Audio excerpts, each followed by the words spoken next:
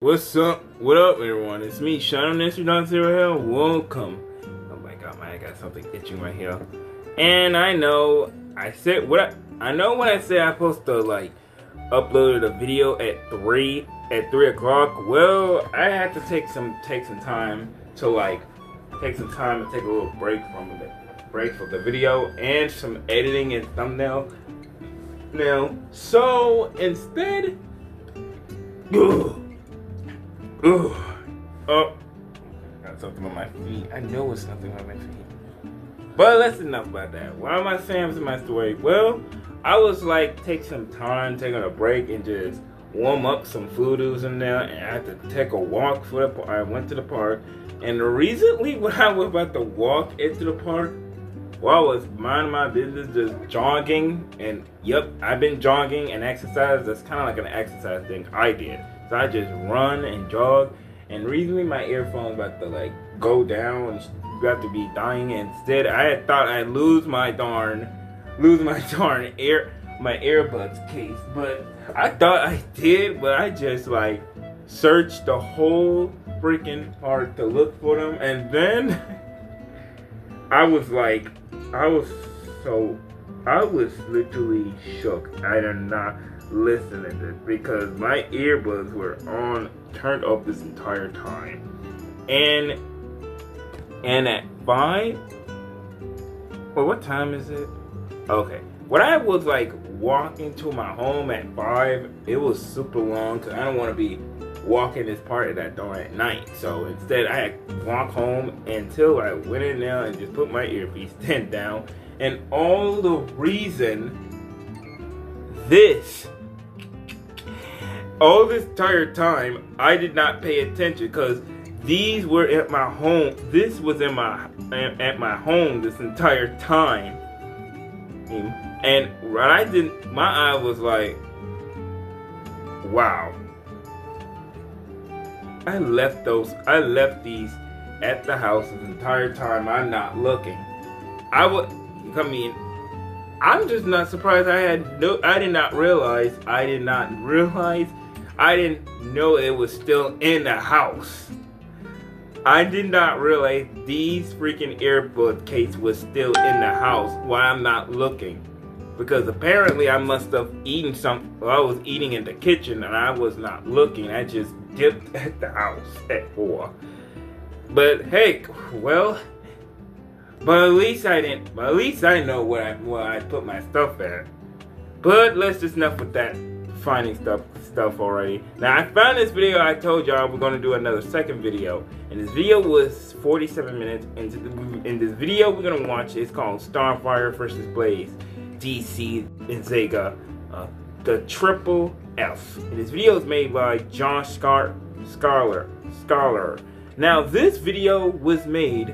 And this video was made yesterday, and it was April 26, 2025. Now this Josh made a kind of similar to the death battle, and also he made a theme to this. So this is some kind of a death battle fan made video. And the video is kind of like 40 minutes, so I found this and think will be alright for y'all. Y'all gonna see this because one YouTuber who's gonna react. Another YouTuber reacted to it. It's this guy right here, Raccoon Boy VA. He also reacted to Death Battle and all too. So make sure you subscribe to his channel and also subscribe to Josh Scholar, and he did an amazing work at it. So let me just check this video out. Play the video in 3, 2, 1, go. I didn't say that. 1, 2, 3, go. A fire joke featured presenting Fire Fan Fight. Blaze the Cat, Princess of the Soul Empire, Protector of Dimensions, and Guardian of the Soul Emeralds. StarFire, Princess of Tamaran, Liberator of Slaves, and Heart of the Teen Titans. While most princesses bear the mantle of demure politicians, some passionate sorts like to take a more hands-on approach in defending their realms. Like these two purple-friendly neighborhood... Wait, they're from another planet. Fiery Yeah. heroines. Now, there are some fair questions as to what we are taking as canon in this. For StarFire, we are considering the main comics, aka StarFire Prime, as our primary source. But if there are some things in supplemental material, such as in Elseworlds, cartoons, or video games that don't flat out contradict the main series, we're including it. As for Blaze, as she's originally a video game character, we'll be taking her game appearances as our primary. But as long as there aren't any contradictions, we're also including the side games, IDW comics, and some snippets from Bumblecast as supplements. So, no, we are not using the Archie Blaze here. Long story short, it actually makes the fight less interesting. He's Josh and I'm Aramau. And we're here to analyze their powers, abilities, and stats to find out who would win a battle to the death. Really? Hey, it's legally distinct. They're supposed to say who's of death battle. Well, they don't want to take Beyond that. the stars lies an alien planet of Well, they don't want to take the reference to other ones. Strength and the inherent ability to absorb energy emitted from the sun and soar through the skies of their home. From this world, a savior, powerful and pure of heart, would arrive on our own planet, always holding back their immense strength for fear of hurting the innocent. Eventually, they would become a shining beacon of hope for the people of Earth. That's right. We're talking about Princess Coriander of Tamaran. Cory, hey, that's our dog's name, was the second child of 3 siblings of Wait, what's her name? Hold on. Eventually, they would become a shining beacon of hope for the people of Earth. That's right. We're talking about Princess Coriander of Tamaran. Cory, hey, that's our dog's name, was the second child of 3 siblings of Tamaran. Comberance, Blackfire. Oh, Blackfire and Darkfire. Randy are Commander, and Randader. Darkfire and Blackfire. I never heard of Darkfire. It's royal family. Oh, middle child syndrome. Yeah, in royalty, no less. That historically turns out really well. And here it's just as messy. Her elder sister, Commander, seemed ready to become queen. Before she could, a childhood illness crippled her and she lost her birthright. Commander did not take this well. She attempted and failed to kill Cory, resulting in her own banishment. Did she learn her lesson? Well, no. Commander allied herself with the Citadel, a ruthless slaver empire that invaded most of their local star system. With her new ally, Space Scar here, easily conquered Tamaran. But to ensure peace and the safety of his people, the king, you know, her father, sold off his own baby girl to the Citadel as a slave. Dude, not cool. Best dad judges you. Well, in the king's feeble defense, it was either that or have all his people be taken prisoner. Plus, he likely didn't know what they'd actually do to Cory, as she was tortured and especially abused by Commander and the Citadel for 6 years. Until both sisters were kidnapped and experimented on by the sadistic scientist species known as the Scions. They used both sisters as guinea pigs for their experiments to see how much energy a Tamaranian can absorb before exploding into a pile of alien guts. This particular set of experiments went on for 10 years. Suddenly feeling like hugging my babies right now. 1 minute. In an ironic twist, the Citadel invaded to free Commander, and during the ensuing chaos, Coriander was granted strange powers, which she promptly used to free herself and flee to the stars. Soon she arrived on planet Earth, where she had a fateful encounter with the former sidekick of Batman, Robin. After that got sorted, she would find safety and camaraderie with other heroes like Raven, Beast Boy, and Cyborg. These weirdos and goofballs became her family away from home, and she decided to protect Earth under the alias StarFire. The name created. Ari, that's your cue. I was getting baby huggies. Leave me alone. You're lying. The alien StarFire. You know, that's just the English translation of her name, right? Though wouldn't it have been funny if her superhero name was just the Spice Coriander? I mean, she is kind of spicy.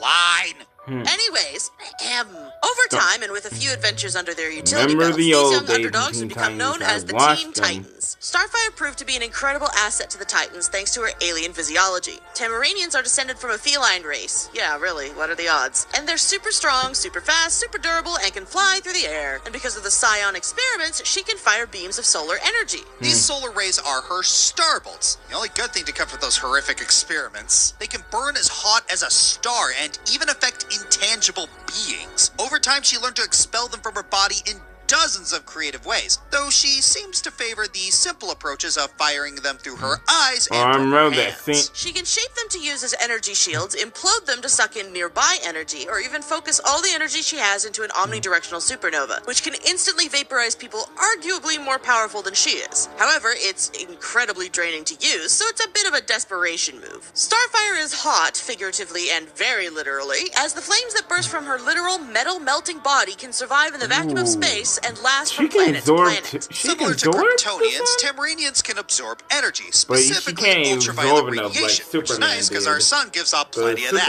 Usually after just a few hours of sunbathing, she's in good shape for a few days. While StarFire can absorb other types of energy or radiation to fuel her own abilities, such as solar or electromagnetic, if it's too foreign to what she's used to, then it could exhaust her or put her into a coma. That said, she adapts to it pretty quickly once she wakes up. She also has some other powers that seem kind of left field, like astral projection, mental resistance, or learning any language by lip contact. That must have made Robin feel so special when he found that out, huh? Even without her powers, she's deft in both hand-to-hand combat and swordsmanship due to her Tamranian and Okaran training, as well as sparring with members of the Justice League. She's beaten Wonder Girl a few times, and an already incredibly skilled swordsman couldn't track her. So he ended up losing his hands. Dang.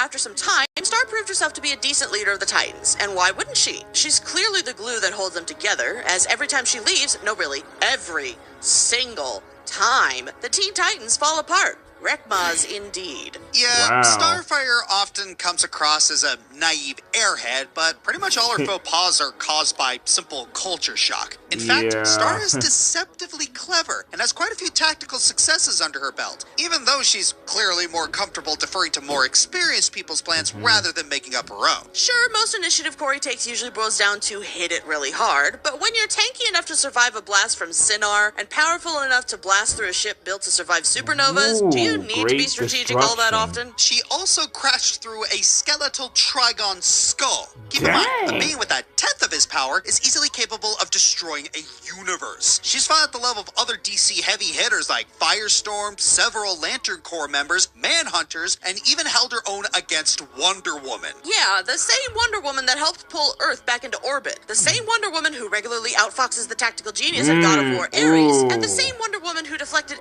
every piece of the Shattered God flying across the DC universe. At minimum, the DC universe is 100 trillion light years across, but more recent calculations put that number at 56.77 nonillion. At the low end, that puts Wonder Woman's speed at 56 quintillion times faster than light. At the high end, well, that puts her at, give or take, 1.5 undecillion times the speed of light. So yes, StarFire briefly held her own against that Wonder Woman. Twice. Okay, yes, Diana wasn't going all out in their scuffle, so Star's probably not that fast, especially considering it consistently takes her some time to fly back 26 light years to Tamaran's cosmic neighborhood. But hey, Star can still tag people like Jessie Quick. Sure, she's a lower tier speedster, but she's a lower tier DC speedster. Context matters. StarFire can survive the equivalent of a Chernobyl meltdown in her face, and could even survive a cosmic storm that was moving the trillions of light years of DC universe off balance and threatened to create an unprecedented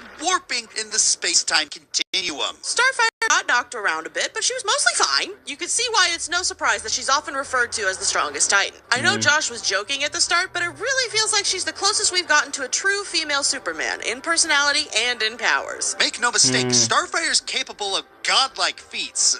Wow, that comic is really on the nose. But unfortunately, that power is often turned against her. Plus, Corey's caring heart causes her to both bullheadedly charge into danger and hold back her power, often making her a liability in a team fight. Clever foes can and do take advantage of this, and as a result, she's lost many of her battles. And that's not getting into some of her less appealing outings. Josh, what in the anatomically I know that freaking comic years ago. Unfortunately, writing Corey has proven challenging, as she has many traits that are difficult to balance. Many writers have succeeded, but others often lean too heavily on one or the other, leading to flanderization such as New 52 or... Nope, out of my house. Give me that. Not in this studio, Satan! Hey, I actually had to watch it. You know how many episodes of that there are? So many butts. Yeah. most was importantly, unhinged. Starfire's power has a lot of caveats. For one, while she can fly much faster than light, doing that leaves her so fatigued she'll pass out for days or even weeks. Second, without a consistent source of ultraviolet light, she risks quickly burning through all her stored energy. And thirdly, her powers are connected to her emotional state. If she feels driving emotions like joy or righteous fury, her powers often get stronger, even entering a berserker state of extreme strength and nigh invulnerability, allowing her to briefly surpass Donna Troy and Mon-El combined. If she were to feel stifling emotions like despair, fear, confusion, or even feel nothing, her powers greatly weaken. But that's not really a huge deal, as it's only gotten that bad, like, never, I think. In fact, her cheerfulness is so indomitable that she achieved the power of a blue lantern, the Lantern Core of Hope. Remember, lantern rings can create light-based constructs from anything in the wielder's imagination. Heck, one time Jon Stewart created a whole solar system with his. I didn't even notice. Whenever a blue lantern is around a green lantern, it unlocks literally the most power in the Lantern Core emotional spectrum. And yeah, Starfire had access to one of those. Until Hal Jordan confiscated the ring, that jerk. What? Yeah. Why? Well, he felt she was too young. That doesn't sound right. Let me see that. Ari, this is a comic for kindergartners. And it's canon, it's still Starfire, and that other legally distinct show has taken from weirder sources. Ari. No. You're giving me this. It makes perfect sense. Her own flesh and blood sold her into torture and has tried to kill her on multiple occasions. Even her best friend tried to kill her on her wedding day, and she's still a bright ray of sunshine. Well, that doesn't necessarily mean that... Corey has every reason to hate the world, heck, even to destroy it. And you're telling me she's not worthy of being a Blue Lantern when she can look at a heartless bigot who views her as less than nothing and would rather die than be saved by her and still say, "You may not value my life, but I still value yours." Yeah, Hal did her dirty. Exactly. Checkmate, bitch. After taking back her home planet, joining the Justice League, and also raising a family of her own, Starfire would be recognized as a burning glory for those in need. When you see a woman in the sky with hair of burning flame, no evil will fall behind her might and her smile. Soul. Kids bully each other for the dumbest reasons. Like, can you do it?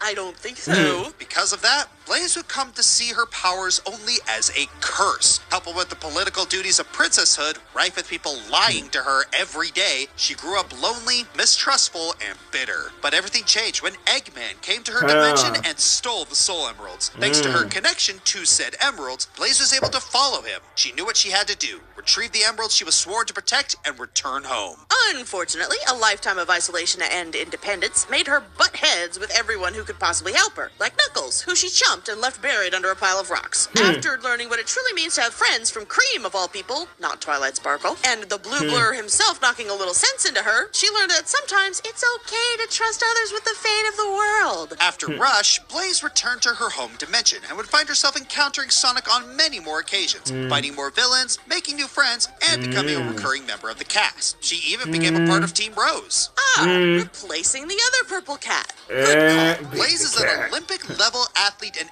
acrobat with uncanny spatial awareness. Over time, she's learned to master her pyrokinetic abilities and use them in conjunction with her physical skills. She's got all kinds of moves, but most often Blaze uses her flames and ballet-like acrobatics to spin like a fiery Tasmanian devil. She can propel herself with bursts, fly through the air, dash fast enough to create after images, shoot fireballs, and I think she teleported there. Jury's out on that one. Ian Flynn won't return my calls. This deep connection with flames not only allows her to erase lesser beings of fire, but it allowed her to seal within her the entity known as Iblis, the raw power of the multiversal thread Solaris. This demon burned the entire planet and left it in a state of ruin for 200 years. Hang on, if she's just from another dimension, how did Blaze manage to be in Silver's apocalyptic far future? Or be a descendant of a well-known historical figure in Mobian history? Well, several sources assert that Blaze actually originates from the future, but something happens after or during the events of Sonic 06.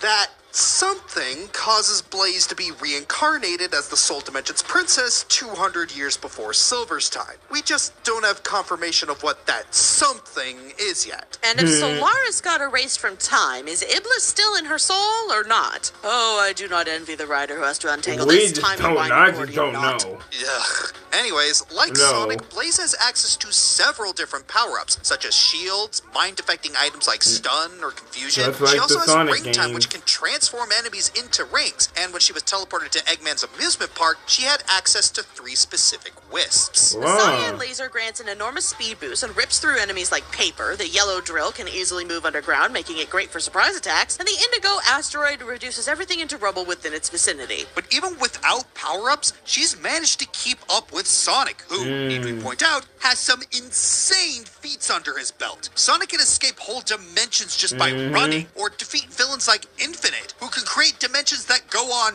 infinitely in base form. But one of the biggest would come from Sonic's friends, as they reacted to Solaris' fusion, which conjured a light that consumed the universe in 23 seconds. At minimum, that's 120 quadrillion times faster than light. And that's not even accounting for the fact that Solaris exists in all time, past, present, and future. And considering Blaze was able to catch Knuckles off guard and fought Sonic to a stalemate, Blaze can keep up with all of that. And even before Sonic met Blaze, he'd fought Emerald, who absorbed enough chaos energy to power the final Egg Blaster. That sucker destroyed a whole constellation. Considering the distance and gravitational binding of each star, that's worth at least 465 exapo, or 465 quintillion supernovas. That kind of power can blow up galaxies, or even shake the entire universe. But her greatest power lies within the gems she was destined to protect, the Soul Emeralds. These debatably sentient jewels are often compared to the Chaos Emeralds, and have similar capacities of unlocking unlimited power. Basically, they're like Chaos Emeralds, but fiery, and shaped like actual cut emeralds, and tied more to order than chaos, and can warn about upcoming cataclysms. And if you don't know what you're doing with them, they explode in your face. Okay, there's actually quite a few differences, but the overall power level is the same in the ways that actually matter. They also grant Blaze her most powerful transformation, Super Blaze! Actually, it's Burning Blaze. Does it matter? It does exactly what Supersonic does to Sonic. It increases their strength, speed, and durability to absurd amounts. Burning Blaze shot a jet of flame that instantly vaporized a large ship of the Egg Fleet. Given the vapor point of basic steel, that fire would have to be at least 3,000 to 6,000 degrees Celsius with an explosive pressure of at least 100,000 psi. For context, that's a fire blast as hot as a red dwarf star delivered with the force of a nuke. And that's the minimum, considering many ships of the fleet can withstand multiple attacks from the multi-solar system power of base Sonic. So this flame was likely hotter than a blue sun with a zetapho of power behind it. She can also smash through meteors moving at... Josh, how fast is she going here? Well, considering this is happening in a wildly fluctuating dimensional rift where neither time nor space functions properly, as Burning Blaze, her speed is technically immeasurable. Of course it is. While in the Exception Rift, Supersonic and Burning Blaze fought the Egg Salamander, which had already drained the Chaos and Soul Emerald's energies to power it. The two Eggmans planned to use their powers to collapse and merge Sonic's and Blaze dimensions to form a dream Eggman land that transcends dimensions. Given how smart the guys are, I believe them, especially since those two did the impossible and managed to unleash an attack that actually bypassed Superform invincibility. And that's not even the craziest part. Before this, Blaze had given up all hope of victory since the Soul Emeralds had been drained of their power. Sonic, who's definitely had this sort of thing happen before, then makes her realize that the Soul Emerald's power comes from special bonds, thus completely recharging the Soul Emeralds. Wait. Are you saying that the power of friendship restored the multiversal strength of the Soul Emeralds? Those ponies really are onto something. Seriously, when did this turn into MLP? And it tracks, as Sonic, Shadow, and Silver superforms were able to fight against Solaris, a superdimensional life form that would consume all existing timelines of all dimensions. Sonic's superform could also fight the Time Eater, which nearly erased all of time and space of their franchise's cosmology. And even then, all that pales in comparison to defeating the End, which referred to itself as infinite compared to Sonic's past adversaries, as well as calling Supersonic something that transcends law and time. And considering Blaze fought Sonic on even grounds, and the Soul Emeralds are comparable to the Chaos Emeralds, she has access to all that power. Well, most of it anyway. The Soul Emeralds don't seem to have their versions of common Chaos abilities, or if they do, Blaze hasn't used them yet. That's kind of weird. We've seen Chaos Control with the Chaos Emeralds and Chronos Control using a Time Stone. Shouldn't there be like a Soul Control? Theoretically, yes, but either Blaze doesn't know that the technique exists, or it doesn't exist at all because it hasn't been shown yet. Really? That sort of idea just writes itself. You'd think up on that. Agreed, but as it stands, the Soul Dimension is a place we unfortunately don't know that much about, and the stuff we do know is pretty limited. For instance, the Jeweled Scepter that Blaze guards apparently contains more power than the Chaos and Soul Emeralds, but we've seen so little of it, we don't know what it's fully capable of. We do know a bit about Blaze, though, both her strengths and weaknesses. Yeah, Blaze is more emotionally stable and works better with a team nowadays, but she can fall back into old habits when no one's around to offer a second opinion. Still a far cry from how she used to act, or in the Archie comics, like, jeez, princess, who's spitting your morning tea? Also, like the other super forms in the series, the god-slaying, dimension-shattering, burning Blaze transformation does have a time limit and isn't truly invincible. Hit her really, really hard and you can stun her or knock her back. But one of her biggest weaknesses is a rather odd one. She has a fear of heights. Wait, seriously? But she's fighting in space. That's like a bajillion feet in the air. How could you be afraid after that? Well, it likely took a lot of mental discipline to overcome, because as long as she focuses on ignoring how high she is, her acrophobia isn't triggered. So wait, she runs on a souped-up version of Don't Look Down? Yeah, pretty much. Ah, so it's like Sonic and his hatred of water. I know she's supposed to be the alternate universe Sonic, but the only thing she seems to have in common with him are that they're both brave, confident, speedy heroes. They're so different, yet weirdly similar. Well, it's more than just that. Everything about Blaze and Sonic make them perfect foils. The Soul and Chaos Emeralds that they're respectively connected to are described like North and South poles, seemingly opposed yet essential to each other's existence. Blaze, embodying the flame, is complemented by Sonic, the embodiment of wind, whose oxygen fuels the fire. Blaze is a disciplined, solemn royal with a serious attitude, contrasting Sonic, a spontaneous, free-spirited, and fun-loving vagrant. Even their combat styles and transformations, Blaze's balletic grace versus Sonic's breakdance-like fluidity, burning Blaze's red and yellow versus Supersonic's yellow and red. They're opposites, but not in opposition. Like yin and yang, it's a perfect parallel harmony. Anti-Blaze would be kind of likewise very reckless and bold and in your face. So almost like Sonic, but cranked up to 11. Wow, they really put a lot of thought into this. Blaze tries to give off that air of the stoic, duty-bound royal, but deep down, she's just a burned soul who wants to give this whole friendship thing a genuine shot. As long as she lives, Blaze will protect the emeralds, her dimension, and her new friends at any cost, even her own life. Damn. That's complete. Alright, the battle's all set. It's time for... Alright, the animation. Nightwing, I'm having none of the luck finding the jewel thief. Just keep looking, Starfire. They couldn't have gotten far. Try retracing your that must steps. be Blaze. Nightwing out. That's still almost. Whoa, the animation looks different. I can leave this strange dimension. I have found you, thief of the red jewel. Return what you have stolen, or... I just remember she loves cat. I remember she used to love cat. She don't want to be hugged. Don't you dare touch me again. Okay, we don't have to be friends, but you must hand over that jewel. I am the guardian of these emeralds, and I will not let you take them.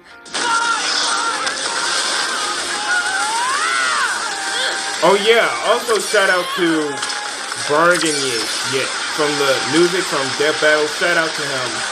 No, shout out to the music maker. Oh.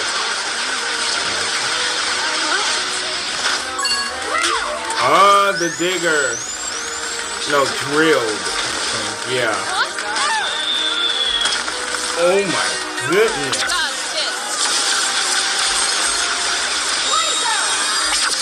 Oh, laser.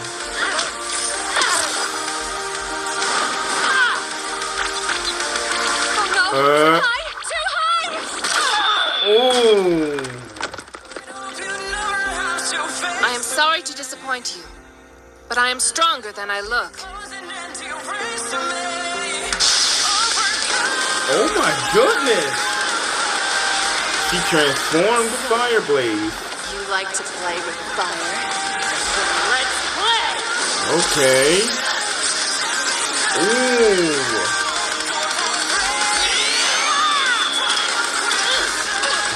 Yeah. Whoa.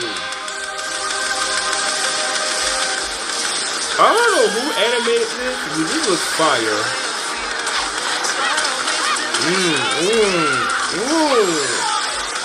Oh my god. That looks freaking dope.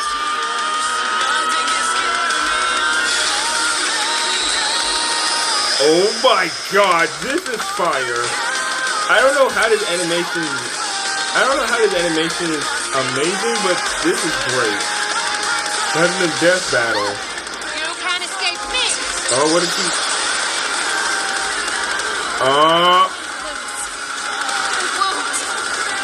Don't give up, Star. You got this, girl. Oh. Don't you dare to give up, Starfire. We believe in you. Starfire?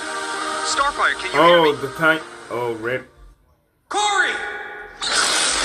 Corey. Enraging light, with strong hearts full. Oh my god. Blue Lantern. I forgot she can choose it. No, don't. Half Starfire and half Lantern. Blue Lantern. Oh my, that fish. What the heck? Oh. Oh my god. Dang. We could have been friends, but you chose this. Oh. Giving up already?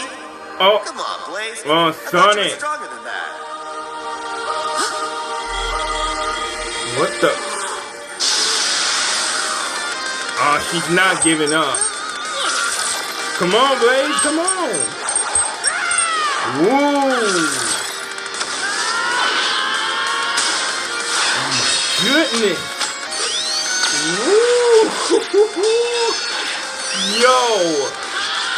This is crazy. Like, I ain't seen lots of death battle videos, but this is even awesome in the death battle. Oh, shoot. No, I won't fall here. Not with my friend Sneaky. Oh. How is she this powerful? Wait, that energy. Oh. Maybe Stop it now. Is she gonna absorb it? I can't absorb it. I can't. Oh. What's going on? No. Oh, what? So she attained it? I'm surprised she able to attain that. Absorb the Soul Emerald's power. It's impossible unless she's like me, which means Oh, she can do it. stop this. Oh, she can do it too. Oh, she doing the thing like Iblis.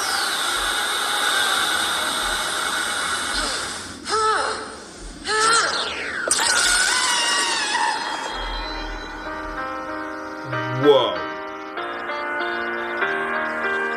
Wait. I have hope there is another time and place Starfire lost. where we are friends. Dang. Burned to ashes. Strangely, I hope so too. Wow. And this is That why was you shouldn't try to crazy hug and cats, great. but wow, that fight was nuts. Are both of them actually I did capable not of all think that? this freaking animation could be like While this. Blaze had more Holy advantages in the crap, fight Josh. overall, these two were equal in a surprising amount of ways. Their skills and power sets bounce so well off each other that this was honestly pretty tricky to figure out. So let's go through the relevant categories one by one. How did okay. it fare in the speed department? Both combatants hail from universes known for their insane speed feats, but Starfire consistently struggles to keep up with higher tier DC fighters. Even if we highball her interstellar travel feats, she can't keep up with Blaze's teleportation, So outspeeding Blaze Knuckles, get that- or moving get in that spaces one. unbound by time. In fact, Starfire's best showing of speed comes from Teen Titans Go. Yeah. We're not kidding. Apparently, this Starfire did jumping jacks so fast that she nearly disrupted the space-time continuum. However, she wasn't fully in control and was able to hear Robin telling her to stop, which means she wasn't fully out of sync with the normal flow of time. The fairest interpretation is that she approached immeasurable speed but didn't quite reach it. Even if she did, Blaze has multiple feats of directly achieving immeasurable speed on her own and scaling to it via Sonic. Even with the small boost from the Blue Lantern ring, Starfire can't reliably compete with Burning Blaze. Sure, Starfire's managed to hit one or two DC characters who could supposedly achieve immeasurable speed, but they clearly weren't going their fastest during these incidents. Admittedly, comparing any two fighters' immeasurable speed feats does get into weird and cerebral territory. While our combatants are in the same ballpark, Blaze just has more consistently high showings, and she doesn't need a multi-week nap after going that fast. Point for Blaze.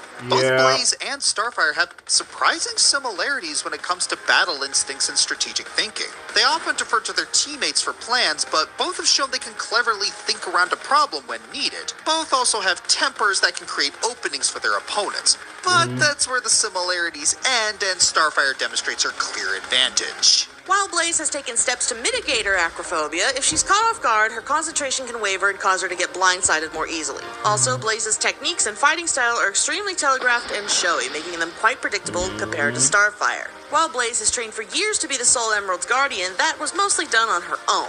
Corey has formal combat training with the Okarans, on top of years scrimmaging with the team to prepare for anything related to battle. Point for Starfire. Yeah, that was right. Experience isn't as cut and dry as you might think. Starfire has many more examples of fighting dozens of diverse, multiversal level enemies, whereas with Blaze, you can count those types of foes on one hand. That we've seen anyway. However, when it comes to comparing their win-loss records, Corey comes up a bit short. But hold on, there's nuance to this. Yes, Starfire loses all the time, and that's really annoying from a narrative standpoint, and from a fan standpoint. But look at the people she loses to. People like Orion, Mongol, and Wonder Woman. She got her teeth kicked in, sure, but the fact that she fought them and didn't die should not be discounted. Yeah, to say that Blaze is more experienced based on that would just be disingenuous. Plus, Corey has fought plenty of foes like Blaze. Vice versa, not so much, but she still faced a pretty significant number of foes. Tough call, but Starfire gets a slight edge here. In fact, Starfire had a lot of natural counters to Blaze's extra arsenal. Her powerful mental resistance could resist the confusion and stun items, and even though the Indigo Wisp could easily nullify her starbolts, Corey's insane durability would allow her to resist being turned into mulch. While the Blue Lantern ring could potentially heal Starfire or supercharge her regular powers with a surge of positive emotion like hope, a Blue Lantern's usual are severely hampered in a mono-e-mono fight like this because it requires a Green Lantern ring in close proximity to reach its full potential. Without that, the most it's able to provide is a small power boost and simple energy constructs. And while Starfire's no slouch with strategy or creativity, we don't know how effective she'd actually be using those constructs without a lot of speculation. Thanks, Hal. Ultimately, the Soul Emeralds gave Blaze an edge that Starfire didn't really have an answer to, except for maybe one, her absorption ability. Starfire has managed to absorb several unusual kinds of energy, but it has its limitations. She can't absorb her own starbolts, and despite her name and that it's literally coming off her hair, Starfire has actually never been shown to absorb fire. Yes, fire can sometimes emit ultraviolet light, but that very much depends on the fuel source. And considering that Blaze's flames are red and they shoot out of her soul, it's unlikely Starfire would be able to absorb ultraviolet energy from them, or the energy of the Soul Emeralds, which are tied to that element. Even assuming, arguendo, that Starfire can absorb the Soul Emerald's energy, there was way too much that could go wrong from that. Star could fall unconscious from the foreignness of the energy, or explode from the sheer amount of multiversal power, or the Soul Emeralds refusing to play nice. Blaze, on the other hand, could just quickly dip into another dimension for a safe recharge. Or, since Starfire and Blaze are so similar, given that Blaze was able to seal Iblis within her based on merely a connection to flames, it's almost 100% likely that Blaze would just seal Starfire away within her own soul,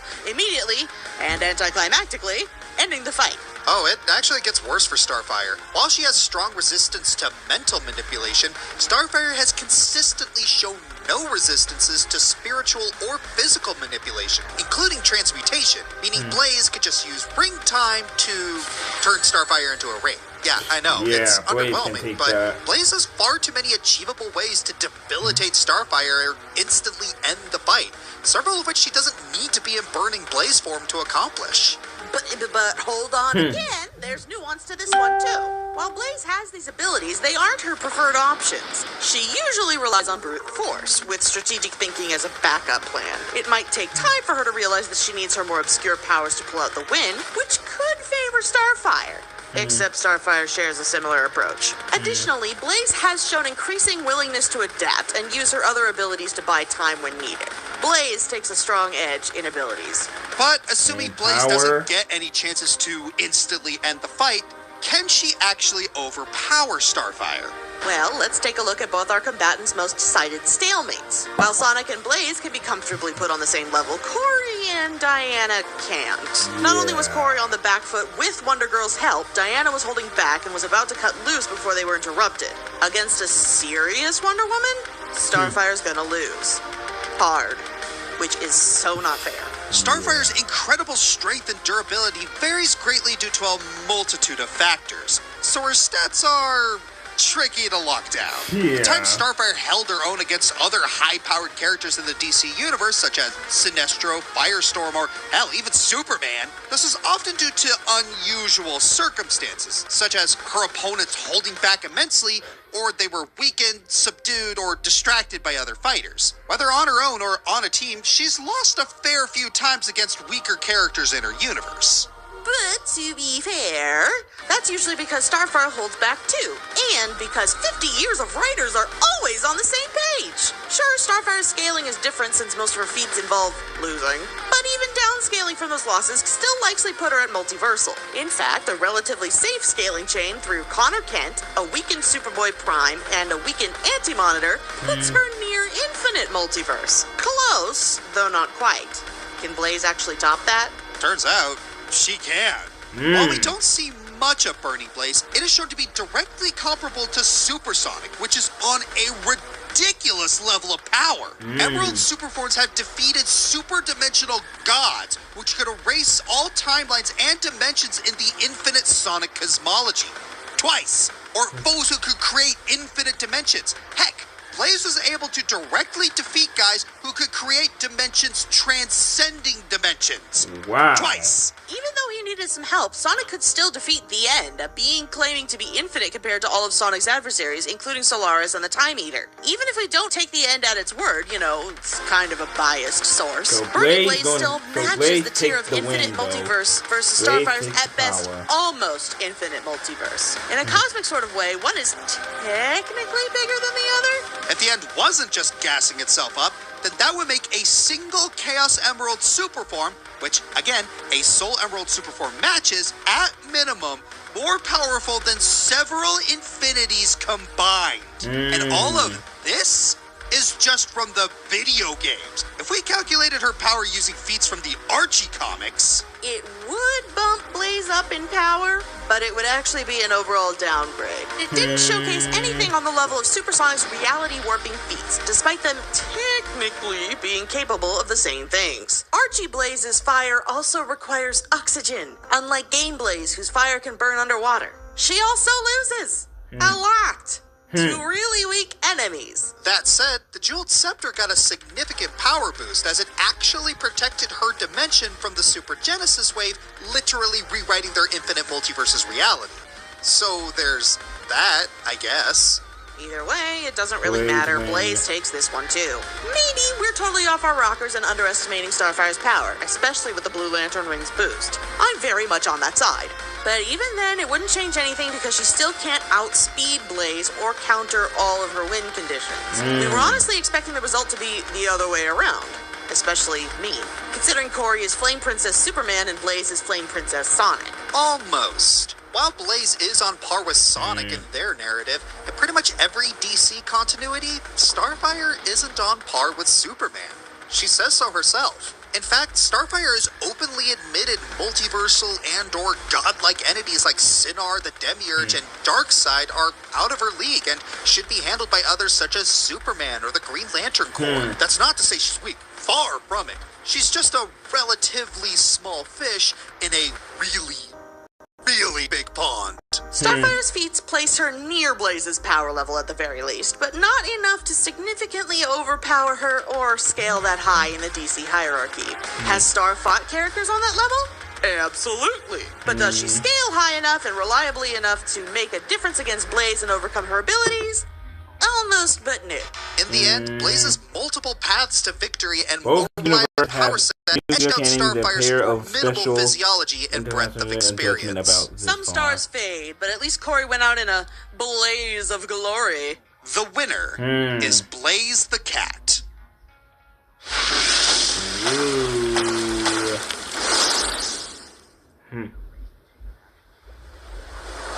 Wait, it's not Uvo? Oh, and special. Well, there she is. Miss, are you well? What? It is all right. Oh! You are with a friendly face. Other multiverse stars. A StarFire from 2003 version. Yeah, I'll go fix it. You fell out of that rift in dimensions. Whoever your opponent was, they did not survive. The other star has burned away. The Soul Emeralds are missing again. I must find them immediately. Oh, would you like the help? I don't need... Come on. Just help her, Blaze. Don't do it like last time. Yes. I would be thankful for your aid. Wonderful. Oh I truly hope we can be the best of friends. Well, how do I always attract these types? But hey, just get used to it. Wow. Special thanks to Martin Lincoln and Zero Romulu and God Little Princess and Gamer Kane, Cyborg Temper, and Andrew G. I have to put this Andrew G on. And shout out to the Organization XVX. I know that one. And the other, and the musician. Shout out, and yeah, I already said musician means shout out to Brandon. Shout out to Brandon. Yeah, Brandon Yeat, the musician from Death Battle. Next time, what's the next time? Underground Stick. A new king faces true hero. What will divide victory? Obviously, our dimensions. Oh! Undyed from Undertale. Sindung, Undyed versus Undyed. Wow. Okay, I guess that was it. I hate to say this animation is pretty amazing so far. Like, better than the Death Battle, but this fan animated from Death Battle, not, well, they call it, well, I have to say triple F, because that's what it says. This triple F battle was kind of a bit amazing though. But alright you guys, I might as well end this recording here, and I have been recorded for 52 minutes, god dang. So alright you guys, hope you all enjoyed that reacting video of this. So make sure you click the like, subscribe button, click that notification bell. Oh yeah, I want you to shout out to John Sorcerer. Also subscribe to his channel and subscribe to his work of his pretty good. Y'all can able to go look at it. It's pretty amazing. So yeah, make sure you follow me on Twitter and Instagram, and make sure you subscribe to my channel and click that notification on there. So this is ShadowNystery.0. I talk to you all later. Peace. Boy, I hate to say, this is literally the most awesome animation I've seen, but he actually made a great work.